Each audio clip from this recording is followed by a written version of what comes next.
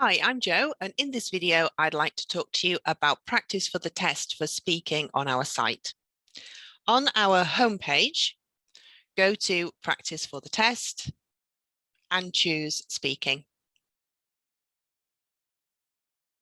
You can select individual parts of the test to practice, or you can complete a full speaking test. We're going to choose part 2. Read the instructions first, and when you're ready, click Start. First, you must allow access to your microphone and click on the microphone icon to make sure that your microphone is working correctly. When you have done that, click Continue. You will see a video of the examiner asking the question. Once you have listened to the video, you can then click on the microphone icon to record your response.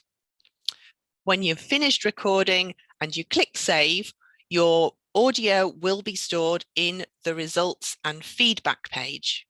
Here, you can click on the audio to listen again to your responses. And if you choose to, you can send your audio to one of our GEL examiners for a full feedback report that looks something like this. I'll be talking more about the feedback report in a separate video, so please tune in to find out more.